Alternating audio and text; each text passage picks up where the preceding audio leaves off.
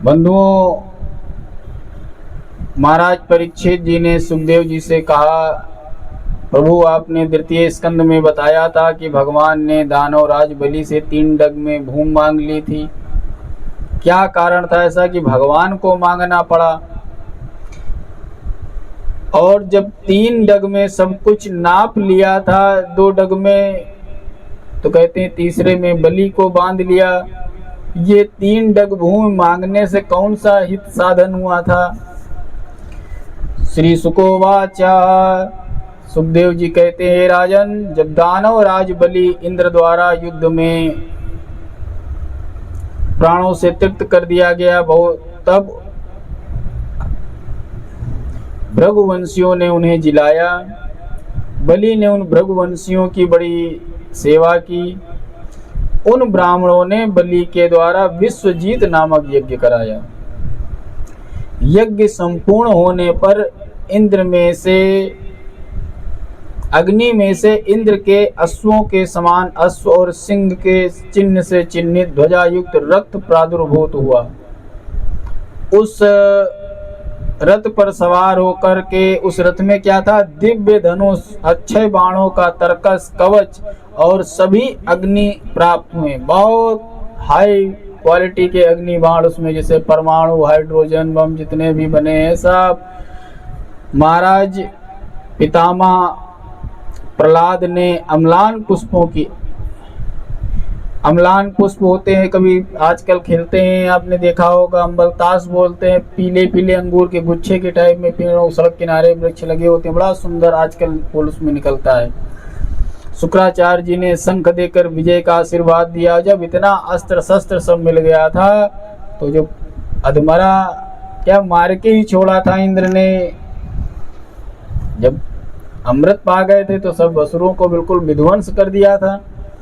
अब पुनः असुर सारे शक्तिशाली हुए और अस्त्र शस्त्रों से सुसज्जित होकर के इंद्रपुरी पर धावा बोल दिया। वहां जाकर जैसे ही शंख बजाया है, उस शंख की ध्वनि से ही देवता भयभीत होकर के स्वर्ग से पलायन कर गए। गुरु बृहस्पति की शरण में जाकर पूछने लगे, हे गुरुदेव, ये बलि इतना बलवान कैसे हो गया? महाराज गुरु जी ने बताया कि बलि के द्वारा ब्रह्मवादी ऋषियों ने यज्ञ करा के दिव्य अस्त्र पुनः उसको पावर दी है। अब भगवान के सिवा उसको कोई पराजित नहीं कर सकता है। लेकिन ये भी मान के चलो कि भगवान भी उनको मारेंगे नहीं, क्योंकि वो इस बार कोई पाप आचरण से शक्तिशाली नहीं हुए हैं। जिन तरीके से तुम शक्ति ग्रहण करते थे, तो उन्होंने ब्राह्मणों की सेवा करके दिव्य यज्ञ पाठ पूजा पाठ करके पुण्य के द्वारा इस बार शक्तिशाली हुए हैं। और अब ऐसे कार्य भगवान करेंगे नहीं कि उनको मारेंगे। इधर जब बलि को इंद्रासन आदि सब सोने मिले तो सब छोड़ के भाग गए इंद्र जी लोग। तो इंद्रासन पर जो है विराजमान, यानी स्वर्ग पर राज हो गया, पाताल तो था ही, और पृथ्वी पर जो है यज्ञ पूजा पाठ खूब हो रहे थे ब्राह्मणों के द्वारा। अब बलि के भय से देवता लोग कंदराओं में छुप गए, जाकर के गुफाओं में जगह ढूंढने लगे। तब इधर अपने पुत्रों की दयनीय दशा देखकर अदिति माता ने कश्यप ऋषि से इंद्रादि की वापसी, इंद्रादि को सुख देने के लिए बोले, कुछ भगवान से प्रार्थना करो, विनती करो, अब वही अवतार लेंगे। तब कश्यप जी और अदिति जी ने बहुत तपस्या करी।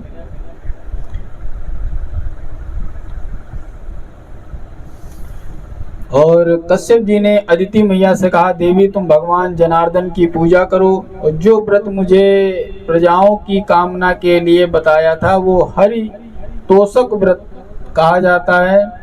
यदा वे प्रवक्ष्यामि व्रतम केशव तोषणम। ये व्रत फाल्गुन शुक्ल पक्ष की प्रतिपदा से द्वादशी पयोव्रत रह करके भगवान का पूजन करते हैं। और हो कहते हैं इसमें जंगली वारा के नीचे की मिट्टी अपने शरीर पर लेपन किया जाता है, और पूरी विधि बताई। ये पुंसवन जब होता है तो उनमें होता है ये व्रत करने से देव आत्माएं, भगवत तुल्य आत्माएं गर्भ में आती हैं। नमस्तुभ्यं भगवते पुरुषाय महीयसे सर्वभूत निवासाय वासुदेवाय साक्षिणे। नमो व्यक्त्याय सूक्ष्माय प्रधान पुरुषाय च चतुर्विशद गुणज्ञाय गुण संख्यान हेतवे। आदि श्लोकों का कहते हैं 108 बार 12 अक्षर मंत्र का जप करें। पाठ के लिए पूरा बताया गया है। भगवान विष्णु को समर्पित माला अपने सिर पर धारण करके प्रतिपदा से द्वादशी तक ये मंत्र किया जाता है। पूरी विधि बताई और पूरे वेद विधि विधान से अदिति मैया ने इस व्रत को किया और द्वादश व्रत के फल स्वरूप भाद्रपद शुक्ल द्वादशी को भगवान अदिति के घर में अनुपम शरीर धारण करके 4 भुजाओं में शंख चक्र गदा पद्म लेकर के पीतांबर धारण करके भगवान प्रकट हुए। बोलिए वामन भगवान की जय। नमो विष्णुवे काल रूपाय तुभ्यं नमो नारसिंहाय ससाय तुभ्यं नमः काल रुद्राय संहार करते नमो वासुदेवाय तुभ्यं नमस्ते।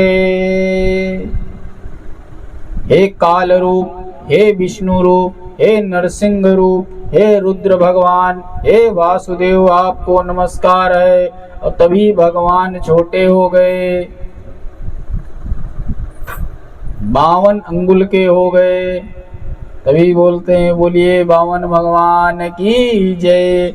भूमि ने आसन दिया, जंगल के स्वामी ने दंड दिया, माता ने कौपीन दी, कुबेर ने भिक्षा पात्र दिया, सरस्वती ने रुद्राक्ष की माला, ब्रह्मा जी ने कमंडल दिया और सप्त ऋषियों ने कुशासन और देव ने छत्र दिया, उमा ने भिक्षा दान दिया। वामन यानी वामना, जो उल्टा न चले, जो वाम मार्गी न हो, वैष्णव पथ को चलने वाला। बलि शुक्राचार्य के द्वारा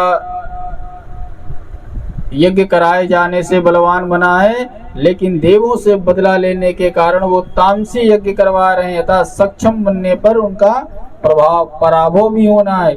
जब भगवान नर्मदा के किनारे जहाँ पर बलि भृगुवंशियों से यज्ञ करा रहे थे उसमें पधारे और कहते हैं यज्ञ, अब तो यज्ञ वगैरह में कोई और साधु पहुंच जाए, दूसरा पहुंच जाए, ब्राह्मण पहुंच जाए तो उनको दूसरे तरीके कहते हैं। यज्ञ में विवाह आदि में जब कोई ब्राह्मण आ जाता है तो उसको आसन दान दक्षिणा देने के सेवा करी जाती है। तब सब बलि ने उनका बड़ा स्वागत किया, हाथ जोड़ करके खड़े हो गए। स्वागतम ते नमस्तुभ्यं ब्राह्मणम किम करवाम में। भगवान को अर्घ पाद आचमन आसन दिया और नमस्कार करके बोला, हे प्रभु आप मेरे लिए आज्ञा करें और जो चाहो सो मांग लो, आज मैं धन हो जाऊंगा। बड़े आकर्षक छोटे से भगवान लग रहे थे, सब कुछ देने का मन हो जाए।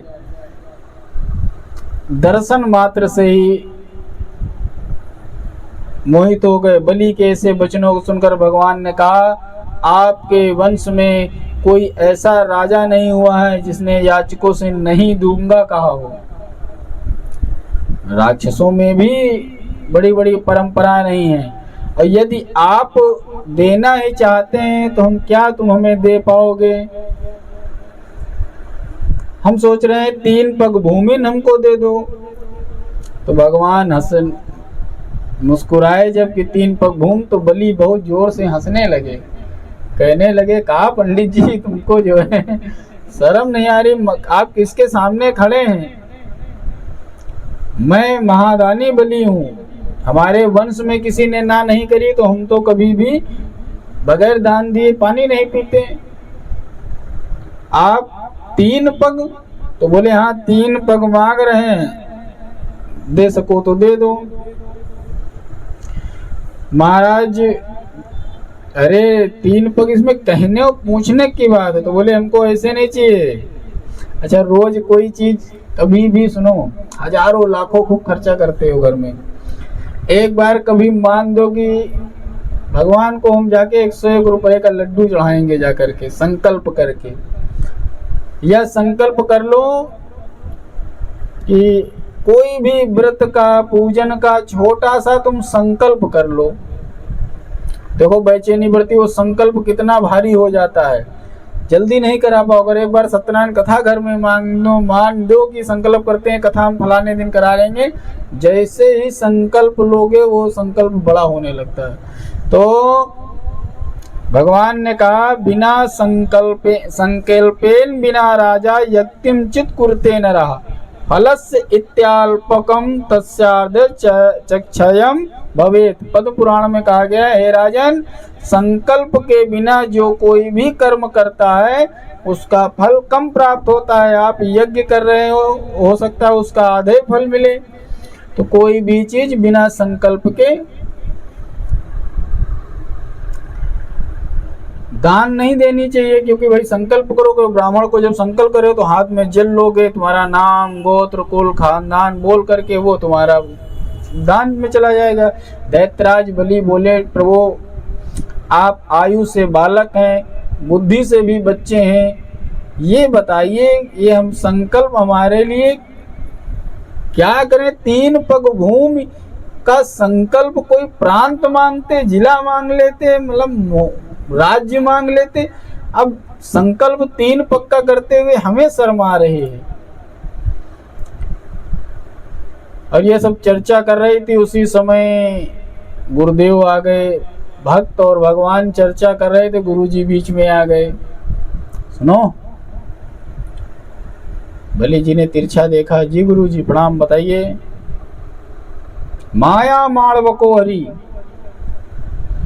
हे बलि ये बाल वेशधारी भगवान तेरे लोक ऐश्वर्य और लक्ष्मी यश को लेकर के इंद्र को दे देंगे और तुझे दरिद्र बना देंगे।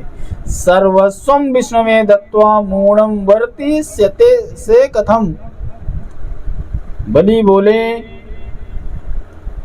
को वा दरिद्रो ही विशाल तृष्णा श्रीमांस को यस समस्त तोषा जीवन मृता कस्तु निरुद्यो मोया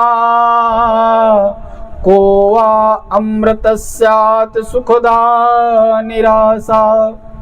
गुरुजी दरिद्री कौन है? जिसकी तृष्णा विशाल है। और धनी कौन है? जो संतोषी है।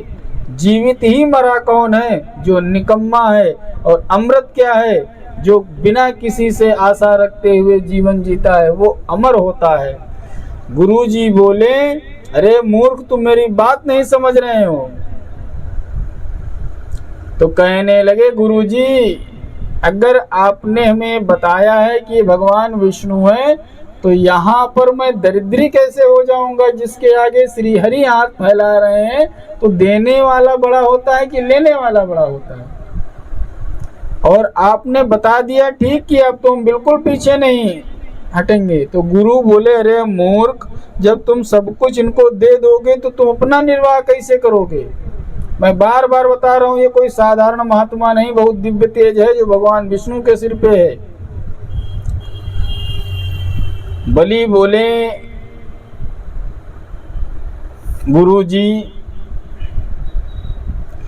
मैंने इनको देने के लिए कह दिया है और ये मांगने के लिए खड़े हैं। अभी प्रकट में भी अगर भगवान, तो हमारा आपका बताया ठीक था। दानम भोगो नास्त्री गतयो भवन्ति वित्तया यो ना ददाति ना भुक्ते तस्य तृतीया गतिर्भवति। कोई चीज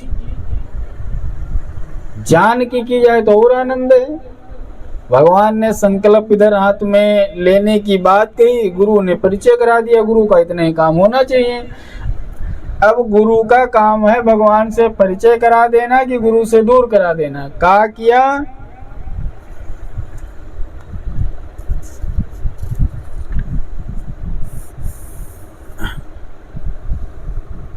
मना कर दिया कि इनको दान नहीं देना है। हे गुरुदेव, अदत दानात भवे दरिद्री, दरिद्र प्रभावात करोति पापम, पापम प्रभावात नरकम प्राप्यति। जो दरिद्री वो होता है जो पाप करता है। और पाप तभी होता है जब संकल्प किया हुआ कर्म न किया जाए और पाप हो जाएगा तो पापी व्यक्ति दरिद्री होता है। मैं दरिद्री नहीं होऊंगा। अब सर्वस्व मेरा चाहे कुछ चला जाए लेकिन मेरे मुंह से ना नहीं निकली। महाराज इधर बातें हो रही थी तो ऐसे कहा कि ऐसा है, आप लोग दोनों लोग गुरु चेला बतियाओ, देना हो दो, न हम जा रहे हैं दूसरे घर की घंटी बजाएं, हमको ज़्यादा देर नहीं रुकना है, कहीं और चले जाऊं। अब इधर महाराज क्या हुआ, गुरु की तरफ से विमुख हो गए बलि जी और हरि की तरफ मुख कर लिया कि ज्ञान दे दिया, भगवान है लेकिन अब आप हमें रोक नहीं सकते हो। लेकिन गुरु जी आध्यात्मिक उन्नति से ज़्यादा शुक्राचार्य जी में और बृहस्पति जी में यही अंतर था कि खाली आध्यात्मिक विकास की बात करते थे बृहस्पति, और जो शुक्राचार्य जी के जो चेले होते हैं जितने सब थे तो उनको दान, ये धन दौलत, राजपाट, सुख वैभव, अधिकार, इन चीजों के लिए बल चाहिए होता है। तो बल की प्राप्ति, धन की प्राप्ति, शक्ति की प्राप्ति कराने में शुक्राचार्य जी सक्षम रहते थे। तो दोनों क्वालिटी थी। अब एक कीड़ा बन करके और कमंडल की टोटी में घुस गए। अरे घुसे रहे, भगवान की शरण में गए थे। एक बार कथा आएगी कि शिव जी की शरण में गए तो वो पी गए थे शुक्राचार्य को, तो कम से कम उन्होंने अमर करके भेजा। इधर टोटी में तो गुरुजी लिए हुए थे भगवान कुसा, कहीं पता नहीं कहा टोटी में फंस गया है, और टोटी में कुसा डाला, ये कीड़ा बन के वही टोटी के बंद किए हुए थे। कमंडल में आगे टोटी लगी होती जल की धार गिराने के लिए, उसी में गेड़ुआ जैसे होता है, उसी में जब कुसा डाला तो शुक्राचार्य की आंख में गया घुस। अब गुरुजी ने श्राप दे दिया, हे मूर्ख तू श्रीहीन हो जा। संकल्प पूरा हुआ। अब देखो यहाँ गुरु ने श्राप दिया है, हो सकता है भगवान कोई दूसरा विकल्प निकालते हैं। गुरु ने संकल्प के पहले ही अपने शिष्य को श्राप दे दिया, हे बलि तू श्रीहीन हो जा। अब संकल्प पूरा हुआ, बलि जी कहने लगे गुरु जी ये संसार नाशवान है, ये श्री आज मेरे पास है, कल किसी के और के पास रहेगी, लेकिन भगवान जैसा मंगता कहीं नहीं मिलेगा हमको, और हमारे जैसा कोई संसार में दानी नहीं हो कि जानबूझ करके सर्वस्व दे दें। घर में भूखे पड़ी रहे 10 फाके है जाए, तुलसी भैया बंधु के कबहू न मांगे जाए। मांगना शास्त्रों में कितना गलत कहा गया है। तुलसी कर पर कर करे, कर तर कर न करे।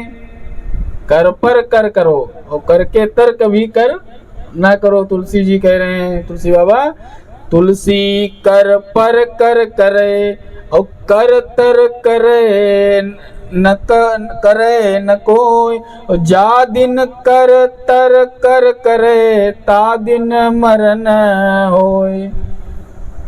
मतलब कभी भी भगवान कहते भगवान से प्रार्थना करिए, कभी कहीं किसी के आगे हाथ ना फैलाना पड़े, हर समय हाथ ऐसे वाला होना चाहिए, कर के ऊपर कर होना चाहिए। सबका ध्येय है एक भगवान से मिलना, और भगवान जब समक्ष हो, जब भगवान ने संकल्प करा लिया और समर्पित हो गए बलि महाराज, पृथ्वी नापी एक में, दूजे में आकाश, और तीजा पद कहाँ पर रखूं, सारे असुर निराश। भगवान के विशाल शरीर के संबंध में मासन में कहा, जब ही त्रिविक्रम भय खरारी, तब मैं तरुण रहो बल भारी। बलि बांधत प्रभु बाढ़ो, सो तनु बरनि न जाय, उभय गरिमा दीनी, सात प्रदक्षिण धाय। एक भगवान का दूसरा चरण आकाश में सत्यलोक में पहुंचा तो ब्रह्मा जी ने उस पद के अगाध से ब्रह्मांड का ऊपरी भाग फूट गया। जिस छिद्र से चिन्मयी जलधारा भगवान के चरणों को धोती हुई भीतर आ गई और ब्रह्मा जी ने उस जलधारा से भगवान के चरण धोए और अपने कमंडल में रख लिया, तो आकाश गंगा की उत्पत्ति हुई। बोलिए गंगा मैया की जय। देवताओं ने भगवान का पूजन किया, स्तुति की, और वही जल तीनों लोकों को पवित्र कर रहा है। मंदाकिनी दिवी भोगावती चासो गंगेति चे चरणाम्बुज पुनाति विश्वम। स्वर्ग में मंदाकिनी, आकाश गंगा, पाताल में भोगवती और मृत्यु लोक में जो हमारी गंगा मैया बह रही हैं। तीनों जगह पर इनका जल भगवान ने वरुणपास में बंधी बलि से कहा, अब मैं तीसरा पद कहाँ रखूं। वरुणपास यानी जुबान, वरुण मुंह से ही तो दिया, हवा कोई सबूत थोड़ी। संकल्प में कहा तीसरा पग। बलि ने कहा, सुनिए महाराज, अभी मैंने सारी चीजें दान दिए, उसमें सबने नाप लिया, ये दानदाता बचा हुआ है। ये तीसरा पैर मेरे सिर पर रखिए और इस दानदाता को भी अपना बना लीजिए, मैं भी तुम्हारी शरण संपत्ति बन जाऊंगा। बलि की पत्नी बोली, हे प्रभु, मेरे देहाभिमानी पति को मुक्त कर दो। भगवान बोले, देवी, मैं भक्त के साथ उसकी श्रद्धा के अनुसार भजता हूँ। यस्तु माम भजते नित्य वित्यम तस्य हराम्य हम करोमि बंधु विच्छेदम सत दुखेन जीवति। बलि बोले, ओम हिरण्यमयेन पात्रेण सत्यस्या पीतम मुखम ततत्वे पूषण अपावृणो सत्य धर्माय दृष्टये। संसार की स्वर्णमय चकाचौंध के ढक्कन से आपका ये शरीर ढका हुआ है। मेरी यानी भक्त की आपसे प्रार्थना की है कि सत्य के दर्शन के लिए सत्य को ढकने वाले इस आवरण को, स्वर्ण पर्त को हे पालन करने वाले पालनहार परमेश्वर हटा दीजिए। आपके हमारे बीच में जो पर्दा है वो हटा दीजिए। बलि के ऐसे वचनों को सुनकर भगवान बोले, हे दानवराज, मैं तुम्हारी दान वृत्ति से प्रसन्न हूँ, तुम मुझसे वरदान मांग लो। चाहो तो यही वरम ब्रूहि, वरदान मांगो। हो सकता है बलि चाहते तो वही पूरा अपना राजपाट सब चीज हमको वापस कर दो। तो बलि बोले, प्रभु, आपका काम है दान मांगना और मेरा काम है दान देना। मैं अपने देने के धर्म को नहीं छोड़ूंगा। अभी बता रहे थे कर नीचे मांगने कह रहे हो, तो मांगने वाले की तो निंदा हो चुकी है अभी, और वो मैं निंदित कार्य नहीं करूंगा। धर्म के विषय में क्या कहते हैं, और आज कल ही उस पे बात कर रहे थे कि सबसे बड़ा पाप होता है दान दी हुई चीज को अपने पुरोहित से, या दान दी हुई चीज का जरा सा भी उपयोग करना विष के समान होता है। एक गलती हो गई थी गाय बांटने वाले राजा नहुस से, और दान दी हुई चीज, अगर कोई चीज, अब सारी चीजें महाराज बलि के पास थी और वो सब भगवान ने दान में मांगा। अब वरदान भी अगर मांगते तो एक मांगने वाले से क्या वरदान मांगे। बलि जी ने कहा कि तुम्हारे पास कुछ होता देने के लिए तो आप मेरे दरवाजे पे नहीं खड़े होते। वरम ब्रूहि, क्या दोगे, जो मेरा है वही तो दोगे। तुम तो मेरे आगे भिखारी बन के आए थे, तुम्हारे पास कुछ होता तो तुमसे मांगते थोड़ी। अब जो कुछ है वो सब मेरा आपके पास दिया हुआ है, और मैं वरदान नहीं मांगूंगा। तन दे धन को राखिए और धन दे रखिए लाज, और तन मन धन सब दीजिए एक धर्म के काज। तो धर्म तो ये बात नहीं कहता है।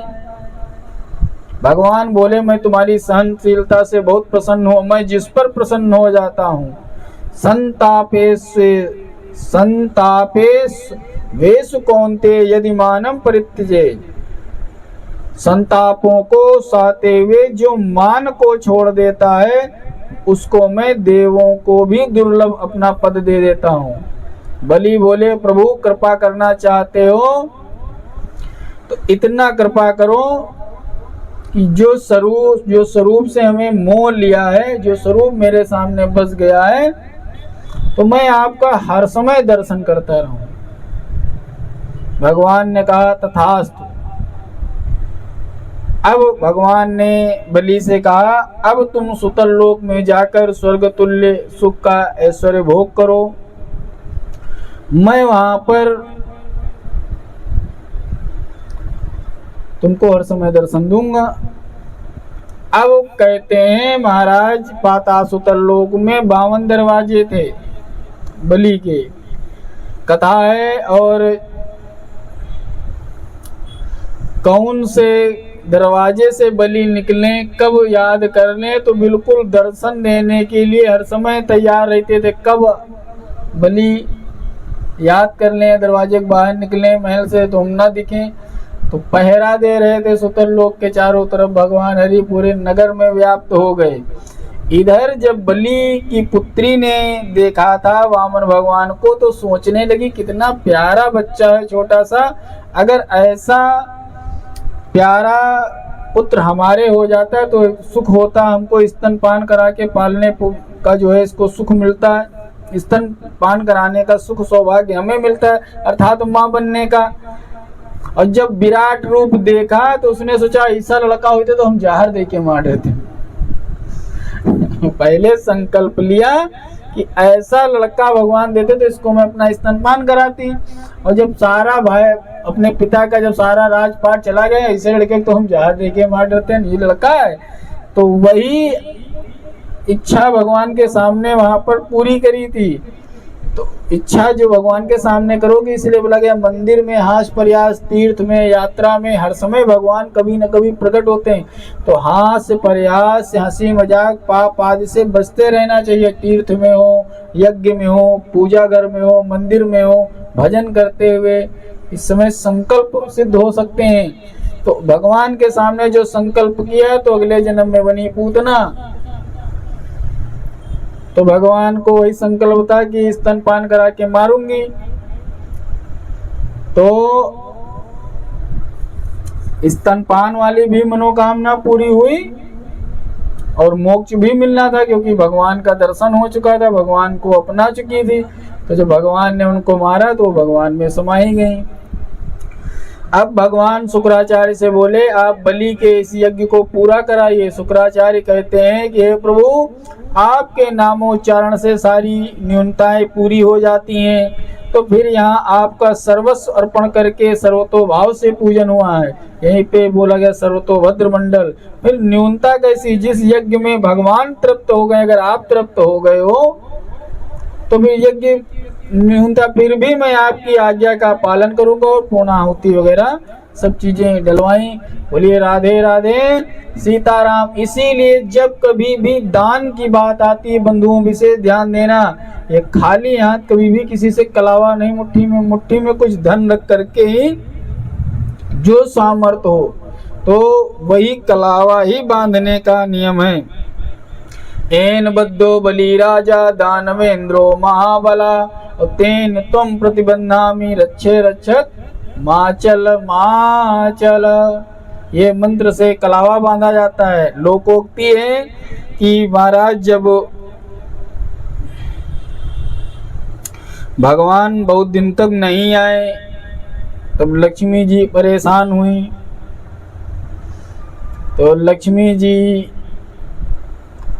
बलि के यहाँ गई पता करते हुए, तो भैया पति ने कलावा बांधा, संकल्प कराया था तो राज्यपाट मांग लिया।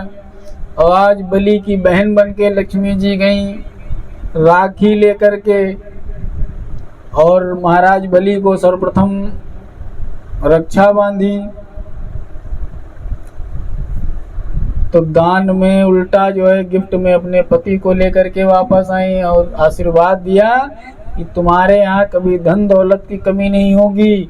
और जब कभी भी जैसे श्रीहीन का आशीर्वाद दिया था ना, तो श्रीहीन हो जाओ यानी लक्ष्मी चली जाए। अब जब भगवान देखो लीला भगवान की कि जहाँ भगवान होंगे वहाँ कितने भी श्राप लगे हों, कुछ लगे हों, वहाँ पर लक्ष्मी जी अपने आप पहुँच जाती हैं। शुक्राचार्य जी का श्राप काम नहीं आया, ना कभी मांगा ना याचना की, भगवान को पकड़ लिया बलि महाराज ने और लक्ष्मी जी स्वयं बांधने चली गई, रक्षा लेकर के गई अपने दरिद्री भाई की रक्षा करने के लिए। और जिसके पास वो बद्री कभी रहेगा दरिद्री, तो बोला बहन तुम मेरे पास क्या है, सब देने के लिए तो कुछ है नहीं, तुमको क्या दे दें। जब रक्षा बांधा तो बलि ने कहा हमारे पास खाली भगवाने हैं क्योंकि सारी चीज सब भगवान ले चुके हैं, सब कुछ दे करके हमको भगवान मिले हैं, अब लय दे के हमारे पास भगवान बचे हैं। बोले बहन है कलावा बांधे हो तो भगवान हमको दे दो। तो फिर वहां से मांग के लेके आई हैं। तो जिस बड़ा प्यारा रिश्ता है। बोलिए राधे राधे सीताराम।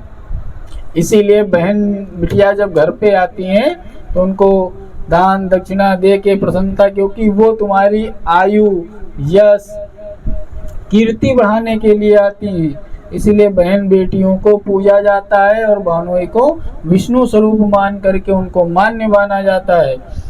और मूल से ज्यादा ब्याज प्यारा होता है, तो भांजे की उससे भी बड़ी मान्यता हो। जहाँ 100 सेना वहाँ एक बहिना।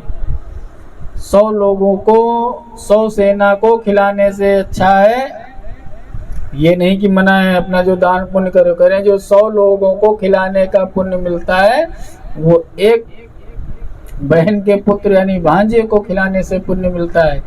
इसीलिए हमारे हरियाणा साइड में, राजस्थान साइड में देखेंगे तो बहन की जो बेटी होती है उसके खर्चे, उसकी विवाह में भात भरने की उधर परंपरा है कि बिटिया के दहेज को मामा लोग पूरा करते हैं।